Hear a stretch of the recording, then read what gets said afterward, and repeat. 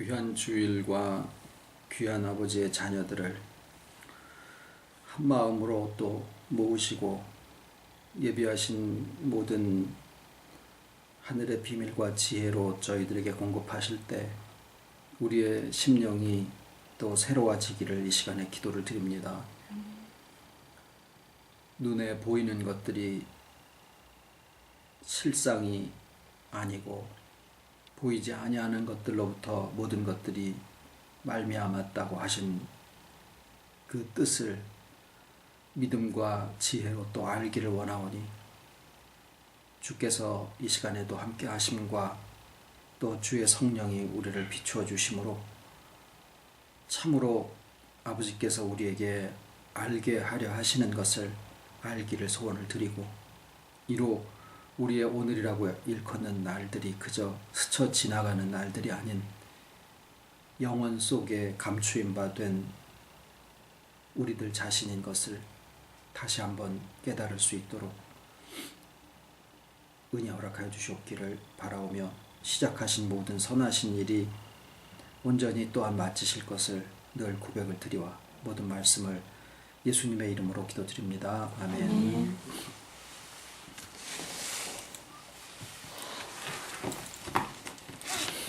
오늘 하나님 말씀은 요한복음 5장 17절, 역대상 17장 25절, 그리고 마가복음 11장 24절입니다. 요한복음 5장 17절, 예수께서 저희에게 이르시되 내 아버지께서 지금 이제까지 일하시니 나도 일한다 하시매. 역대상 17장 25절, 나의 하나님이여 주께서 종을 위하여 집을 세우실 것을 이미 듣게 하셨으므로 주의 종이 주 앞에서 이 기도로 구할 마음이 생겼나이다. 마가복음 11장 24절, 그러므로 내가 너희에게 말하노니 무엇이든지 기도하고 구하는 것은 받은 줄로 믿으라. 그리하면 너희에게 그대로 되리라.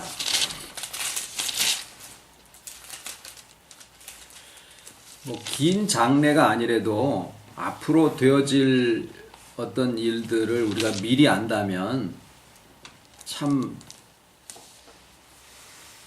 좋은 일들이 많겠죠. 학생들은 공부 따로 안 할 거예요. 무슨 문제가 날 거 다 미리 알아가지고 다 100점 맞으려고 할 테고, 주식도 내일 뭐가 급등주인지 이거 미리 알면 그거 사놓을 테고요. 경기도 상대방 선수가 나한테 펀치를 어디로 날릴 거를 미리 안다면 싹 가서 피하고 있다가 안 보는 데를 탁 쳐가지고 다 이기고 이렇겠죠. 그런데 우리가 평생 살아봐도 내일 아니라 1시간 후에 일어날 일도 미리 예측하는 것이 그렇게 쉽지 않다라는 것을 우리는 경험을 하면서 느끼면서 살아갑니다. 그럼에도 불구하고 일기예보라든가 주식의 예측이라든가 경기가 어떻게 굴러갈 것이며 예상 문제, 학생들은요 그런 거 뽑아서 공부하고, 그래서 장래에 또는 미래에 내일에 잠시 후에 일어날 일들에 대해서 끊임없이 궁금해합니다. 그리고 생각하기를 내가 지금을 잘 통제하면 요 바로 다음에 일어나는 순간을 내가 만들어낼 수 있지 않을까라는 생각을 하는데 말이죠. 바람만 한번 슬쩍 다시 불어도 그것이 영향을 주고 영향을 줘서 결국에는 1시간 후에 일어나는 일들은 전혀 다른 방향으로 진행될 수 있는 그런 가능성들은 얼마든지 있습니다. 추측을 할 뿐이고 예상을 할 뿐이지 실제로 다음 순간을 우리가 통제하는 것은 불가능하다라는 거죠. 그런데 오늘 우리가 같이 읽으신 말씀들에서 주님이 하신 말씀, 특히 너희가 기도하고 구할 때 이미 받은 줄로 믿어라. 그러면 그대로 되리라. 그러셨단 말이죠. 그거를 학생들이 한번 적용을 한다고 해봅시다.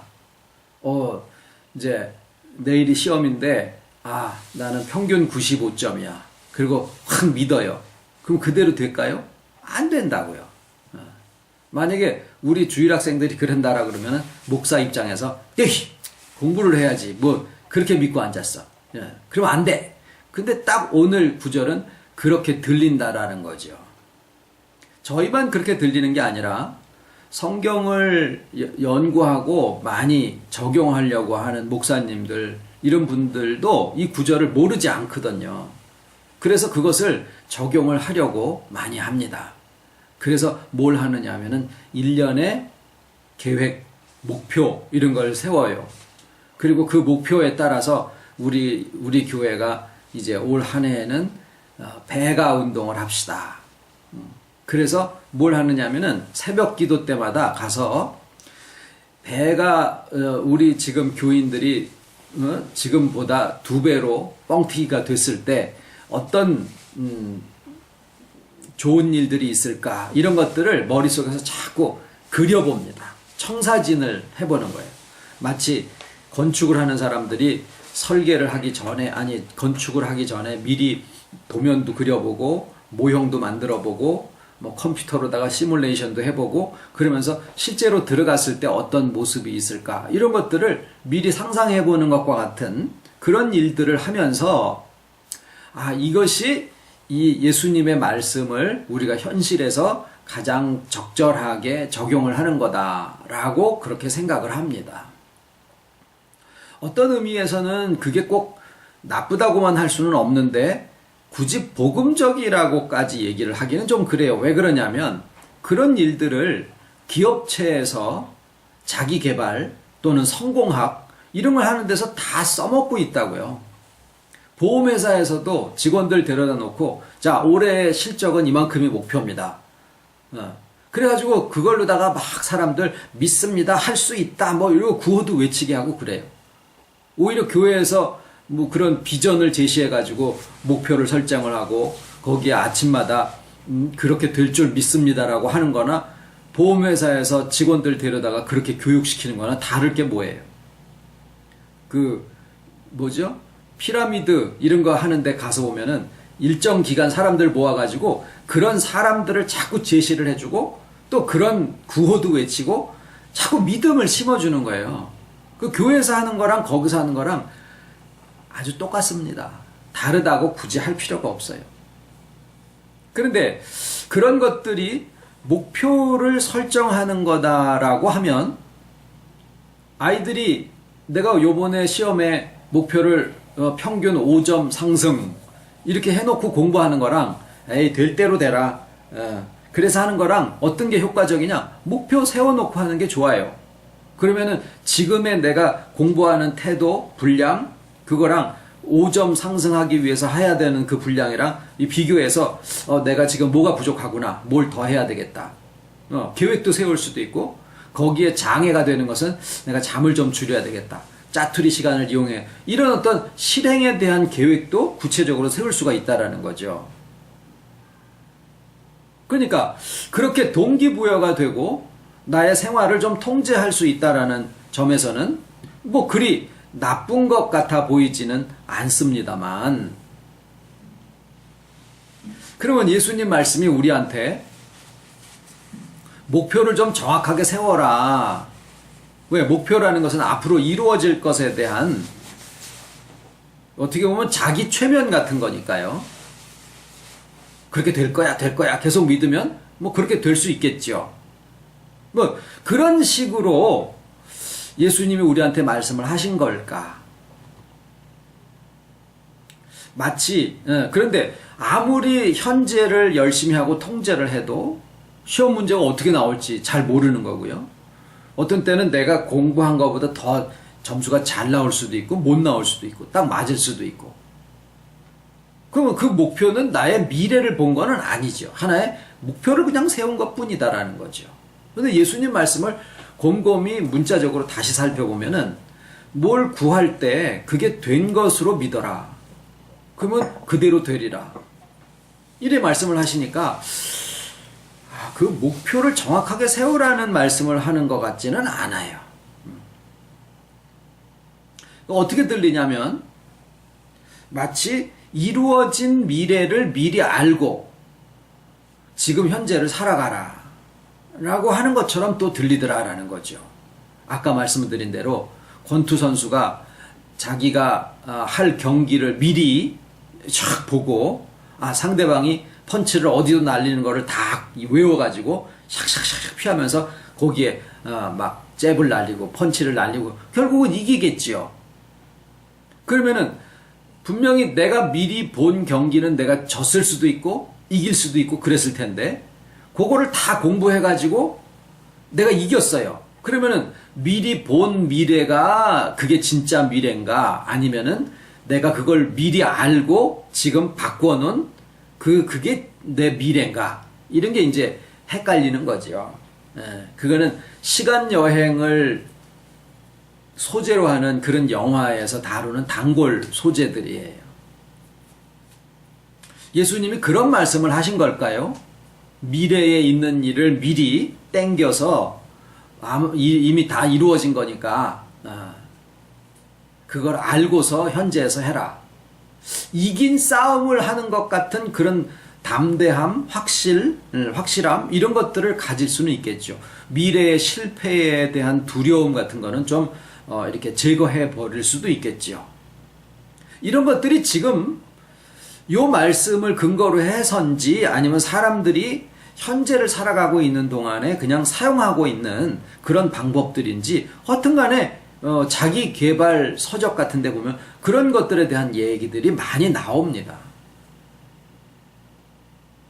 그러면은 성경 굳이 볼 거 없이 그런 자기 개발서 같은 거를 보고 적용하는 데 있어서는 훨씬 더 자세하게 나와 있을 거죠. 그런 얘기를 하시는 걸까? 그 다음에 이제 또 한 가지 다른 해석은 이거는 하나님의 주권에 대한 거다. 왜냐하면 아버지께서 지금까지 이제까지 일하시니 나도 일한다. 실상 하나님이 일하시고 계신다라고 하는 것을 우리가 어떻게 알 수 있을까요? 잘 모르죠.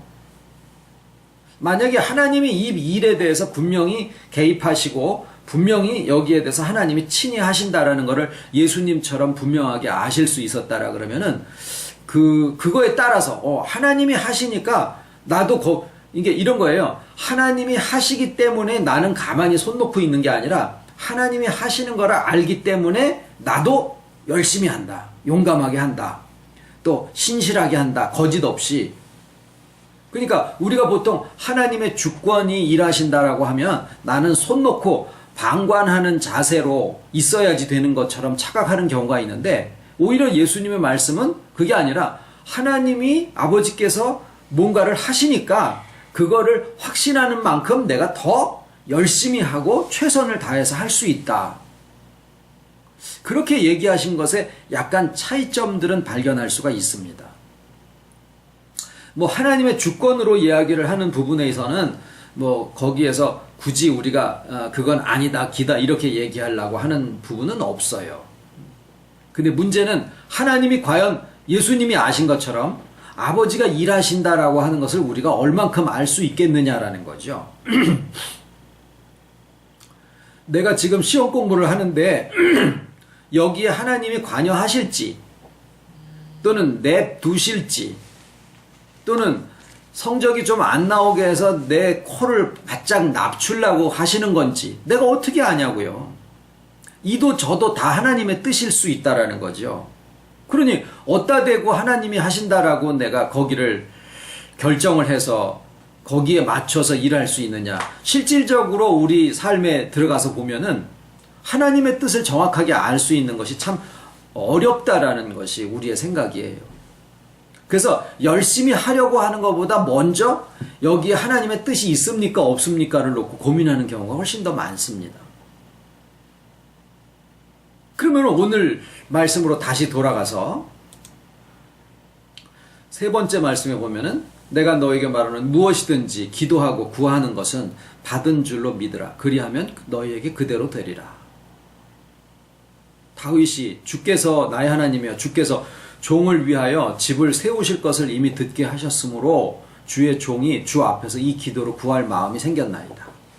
내 아버지께서 이제까지 일하시니 나도 일한다. 뭔지 이미 된 것을 알고서 지금 거기에 내가 개입한다라는 그런 뉘앙스로 그런 느낌으로 우리가 들려집니다. 그런데 하나님이 이 세상을 창조하실 때 거스를 수 없는 한 가지의 원칙을 주신 것은 미래를 거꾸로 당겨서 현재에다가 갖다 놓고 사는 것을 허락지 않으셨다라는 거예요. 과거에서 현재로, 현재에서 미래로 흘러가는 시간을 역행해서 거슬러 가게 해놓지 않으셨더라라는 거죠. 그래서 우리의 이 말씀에 대한 해석을 하는 하나의 관점을 놓고 가만히 볼 때 우리가 그냥 전제하고 들어가는 부분이 있어요. 그게 뭐냐면 이 말씀이 시간에 대한 얘기를 하고 계신다. 일의 성취, 원인과 결과 이것에 대한 말씀을 하시는 거로 우리가 그냥 전제를 해버리고 이 말씀을 대하고 있더라라는 거죠. 그러면은 논리적으로나 경험적으로나 이게 충돌을 면키가 어렵습니다. 다시 말하면 해석이 이해가 잘못돼 들어간다라는 거죠. 우리가 그냥 당연하다라고 생각하고 있었던 시간의 개념으로 이 말씀들을 보면은 문제가 생긴다라는 거예요. 그리고 해석이 안 되고 적용하는 데 있어서 반드시 문제가 발생이 된다라는 거죠.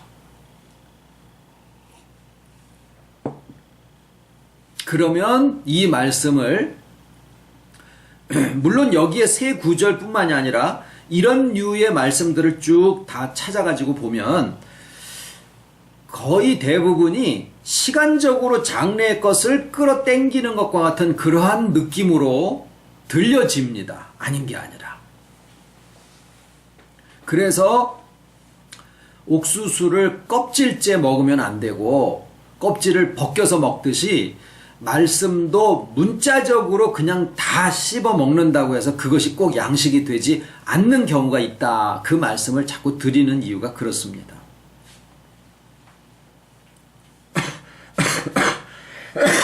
그러면 지금 이 말씀들에 대한 것을 어느 각도로 우리가 접근을 해야 될 것이냐. 영원입니다. 영원.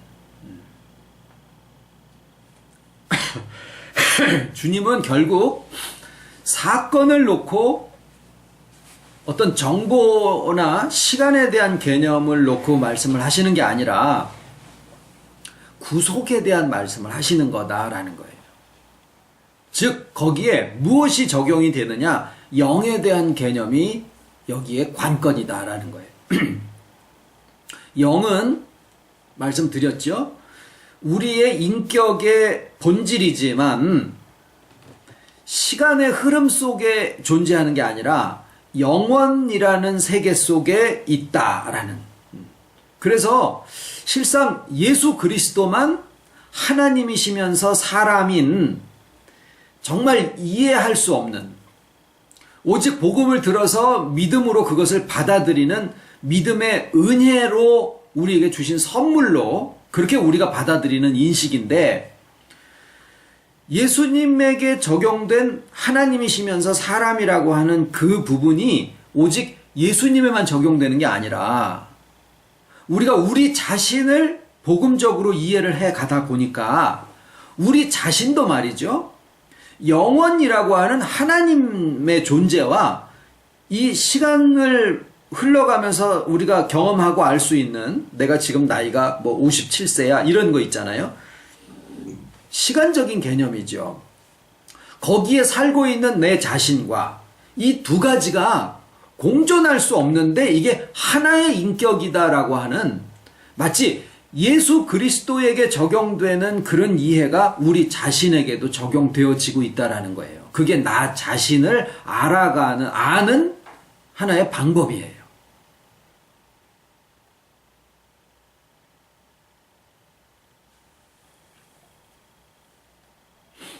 그래서 영혼에서 무슨 일이 있었느냐. 이제 그동안에 저희가 영혼과 영과 예수님의 구속에 대해서 말씀을 나눈 내용은 뭐였냐면, 우리의 영이 이제 소생했다라는 거죠. 그 과정을 쭉 지금까지 여러 차례 말씀을 드렸어요. 하나님이 자유를 주셨는데 그 자유의 사용에 의해서 우리의 영이 죽게 됐고, 그 죽게 된 것이 하나님 자신으로서 하나 되심으로써 우리의 영이 소생하게 된 그 과정, 그리고 그런 과정을 우리의 영혼이, 우리의 마음과 이해가 그것을 받아들일 수 있는 자유의 선택을 주시기 위해서 예수님이 영혼 속에서 하나 되셨지만은 실제로 역사 속에 들어오셔서 십자가에 죽으시고 부활하심으로 그 승천하신 그 의미가 우리와 하나 되셨다라는 이런 내용을, 그러니까 성경에 기록되어 있는 역사적인 내용을 우리가 쭉 설명을 드렸고, 그럼으로써 그런 분이 되셨구나. 부활하심으로써 모든 제한이 없어지시고 이제 우리의 인격과 하나 되실 수 있는 그런 분이 되셨구나. 그런데 실제로 영원에서는 성자 예수님이 우리의 영과 하나 되심이 그게 실상이구나. 이런 것들을 이제 우리가 다 나눠서 알게 됐다 그 말이에요. 그래서 결론은 뭐냐? 우리의 영이 소생했고, 그래서 죽지 않는다. 이제 어떤 자유를 주셨는데도 그 자유로 인해서 우리가 죽지 않는 영의 존재로 바뀌었다. 그것도 설명드렸어요. 어떻게 만들어 놓으셨냐면, 소멸되어가는 세상 속에서 우리의 영이 영으로 있는 게 아니라 영혼의 형태로 살게 그렇게 만드신 거예요. 그러니까 영혼에는 영도 들어가 있는 거예요. 혼도 들어가 있고. 근데 영은 굉장히 깊이 들어가 있게 만들으신 거예요. 뭐라고 할 수가 없죠. 논리적으로 따져봐도 하나님이 그렇게 만들어 놓으셨는데, 그러니까 영은 있는데 자유는 영혼의 바깥에다가 주신 거예요. 그래서 바깥에 주신 영혼의 자유가 이 속에 있는 영의 생사를 건드리지 못하게 해 놓으신 거예요. 그리고 그 영은 살려가지고 하나님 안에 딱 가지고 계시는 거예요. 그러니까 바깥에서 자유로 별짓거리를 다 해도 영이 다시 죽지 않게 된 그런 상태가 됐다 그 말이죠. 그러면 그 자유가 아무 따나 방종하고 뭔짓거리를 다 하고 살아도 된다라는 얘기냐? 그게 아니라 이거는 연꼬리와 같아서 그 자유가 우리 영이 소생한 그 풍성함에서부터 이 인격이 점점 회복하고 충만해지도록, 그건 뭐 같으냐면요, 우리 간이 건강해지면은 우리 예를 들어서 얼굴이 누랬던 게 발그레해지는 거나 마찬가지요. 물론 얻어 터져가지고 다칠 수는 있겠지만은 근본적으로는 우리의 간이 좋아지고 내장, 소장 이런 거 다 좋아지면은 그게 얼굴이 혈색이 좋고, 그래서 얼굴만 봐도 내장의 건강 상태를 진단하는 게 가능하잖아요. 마찬가지로 우리의 영이 소생하게 되면 영혼이 곧 인격인데 인격이 회복이 되어지고 점점 충만해지고 풍성해지게 되어 있다라는 거예요. 지혜도 충족해지고 분별이 되어지는 거예요. 그러니까 지 죽을 일을 일부러 하지 않는다라는 거죠. 자기한테 안 좋은 것을 알면서도 그걸 입에다 쳐넣지 않는다라는 거예요. 그게 우리가 가고 있는 구속의, 영혼의 구속이 그렇게 되어지는 겁니다. 자, 그러면 이제 된 줄로 이미 믿어라. 그게 뭐냐면요, 어디에 가서 적용이 되는 거냐면 영에 대한 인식이에요. 이제 한번 질문을 드려보겠습니다. 영이, 소생한 영이 성장을 할까요? 아닐까요? 소생한 영이 성장을 할 것이냐? 아닐 것이냐? 이 질문에 대해서 우리가 생각을 한 번도 해본 적이 없을까요? 아닙니다. 생각을 해봤어요. 왜? 기독교 교리 중에 그 부분에 대한 얘기가 나와요. 답은 뭐라고 가르침을 받았느냐면 우리가 세상을 살아가는 동안에 영이 영혼을 다스리는 그러한 지혜가 점점 충족해지는 것이다 라고 그렇게 가르침을 받아왔어요. 그 얘기는 무슨 얘기냐면요. 영이 성장하고 있다라는 얘기를 하는 거예요. 그러면 다른 면으로 한번 생각을 해보시자고요. 우리 몸에 생명이라는 게 있죠. 그걸 부정하는 사람은 없습니다. 왜? 살아있는 것과 죽어있는 것은 엄연한 차이가 나거든요.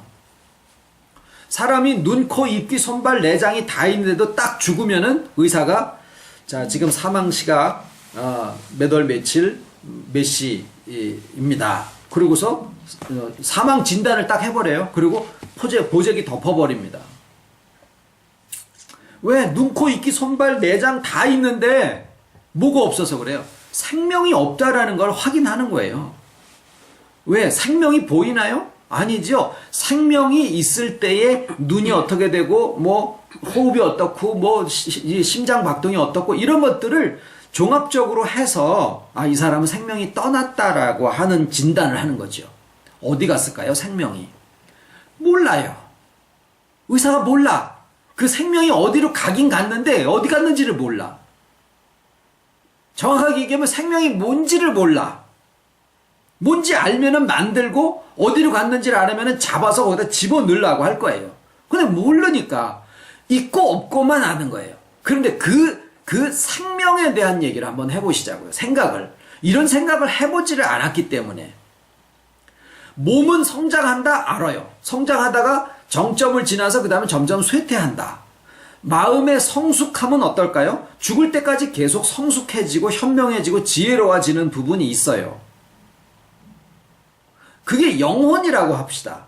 영혼은 분명히 성장하고 성숙하고 너희 영혼의 구속을 이루어 가라 라고 얘기를 하셨거든요. 그러니까 영혼은 성장하고 성숙한다? 알아요.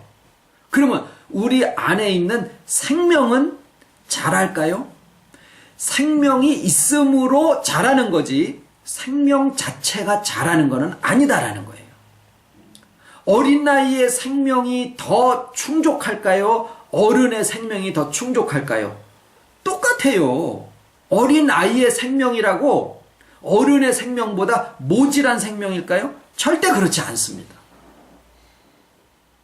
이거를 시간적인 개념으로 생각하니까 나이가 많은 사람의 생명은 좀 어린아이의 생명보다 모자란 거라고 수명이라고 생각을 하고 길이라고 생각하니까 그러는 것 뿐이고 생명의 그 본질 자체는 어른과 아이가 다르지 않다라는 거죠. 영도 그러합니다. 영이 소생했을 때는 아니죠. 영이 소생하면 그 본질이 하나님과 같다라는 거예요. 자, 이제 세 번째 질문을 해봅시다. 하나님이 성장하실까요? 아니면 그 자체로 충만하신 분일까요? 답은 나오죠. 충만하신 분이에요.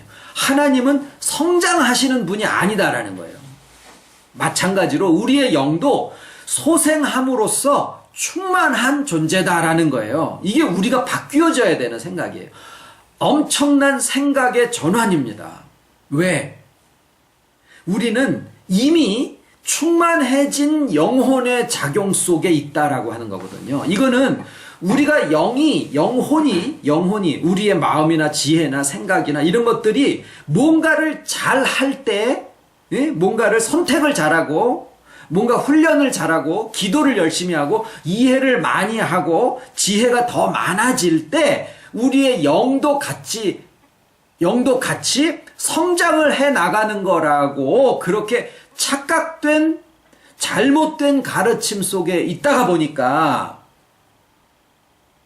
그렇다라고 하면은 곤두박질도 칠 수 있다라는 얘기예요. 그렇다라고 하면은 그러면 어디 가서 또 죽을 수도 있다라는 결론도 그 안에 또 들어가 있어요. 이 구조를 모를 때 하는 얘기죠. 그런데 우리의 영이 이미 영원의 하나님 안에서 하나님과 같은 본질로 충족한 상태로 되어 있다라고 하면 우리는 이긴 싸움을 하는 거예요. 우리가 무엇을 새삼스럽게 이루는 게 아니다라는 거예요. 그러면은 하나님이 우리의 영이 이미 충족해졌으니까 우리는 그러면은 탱자네 아무것도 안 해도 되네 그 얘기는 아니에요. 이제 우리의 싸움은 이루기 위한 싸움이 아니라 바꾸는 싸움이에요. 생각이 바뀌어진다라는 거예요. 우리의 영의 성장은 우리의 의지가 무언가를 통제해서 내가 열심히 해가지고 우리의 영혼의 성장과 성숙을 이루어가는 게 아니라 생각이 바뀌어요. 어떻게? 우리의 본질인 영이 이미 하나님 안에서 충만한 상태로 되어 있구나 라고 하는 사실을 터득하는 게 우리의 영혼의 성장이라는 거예요. 그러니까 우리의 영의 성장은 우리가 터득하는 순간에 훅 자랄 수도 있어요. 이렇게 자라는 게 아니라 우리의 영이 어느 한순간에 길에 가다가 또는 잠을 자다가 일어나는 그 비몽사몽간의 순간에 내가 그동안에 마음속에 가지고 있던 어떤 생각이 투르륵 풀려요. 그러면서 우리의 영혼이 휙 자랄 수도 있다는 거예요. 생각이 바뀌는 겁니다. 인식이 바뀌는 거예요. 그래서 어떻게 보면 지금까지 내가 가지고 있었던 나의 방법들 열심히 해가지고 뭔가를 이렇게 올라가려고 하는 그런 방법들 어느 경지에까지 올라가려고 하고 거기서 더 올라가려고 그러고 가져도 한이 없는 그런 방법으로 그래서 가다가 마는 거지 이런 거 있잖아요. 그게 아니라 이미 충족하고 충만해진 영이 하나님 안에 감추임 바 되어져 있다라고 하는 이 사실을 우리가 터득하고 이해하고 알아차리는 그때 우리의 영의 성숙함이 훅훅 자라고 회복이 확확 된다라는 거예요.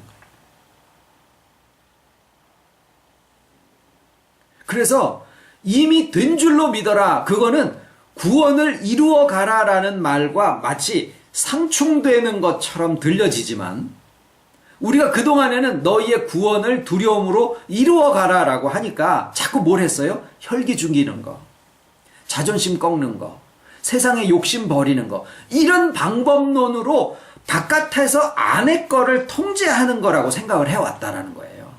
행동을 어떻게 해야 되나? 기도를 얼만큼 해야 되나? 지식을 얼만큼 쌓아야 되나?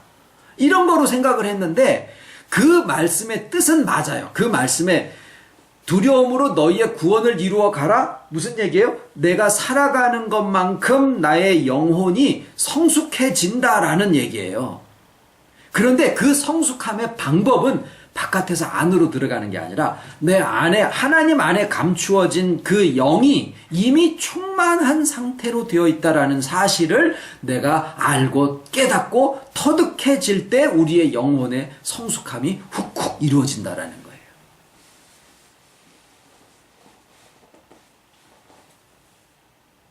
거예요. 어떻게 보면 영에 있어서는 더 이룰 게 없다라는 얘기예요.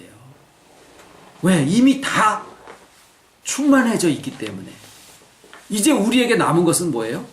우리의 기다리는 바, 탄식하면서 기다리는 바, 우리의 몸의 구속을 기다리느니라. 또는 영혼의 구원을 이루어가라.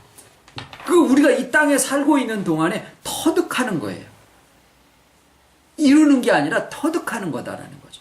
그 이룸의 뜻이 곧 터득이고 이해고 아는 거다라는 거예요. 그것을 믿음이라고 얘기를 하기도 하죠. 그런데 믿음의 의미도 바뀌어져 있고 이루어 간다라고 하는 것의 의미도 바뀌어져 있고 그래서 깨닫는다, 터득한다, 이해한다 이런 식으로 조금 용어를 바꾸지만 본래 뜻은 믿음이라는 것도 이루어 간다라는 것도 그런 식으로 바깥에서 의지로 내 안에 있는 것들을 통제해서 무엇을 이루어가는 이런 게 아니라 내 안에 이미 이루어져 있는 것에 대한 믿음으로 그것을 알고 가는 거다라는 그런 얘기를 드린 겁니다. 그래서 그래서 우리의 이룸은 어디에 있느냐? 이미 내 안에 있다라는 얘기예요.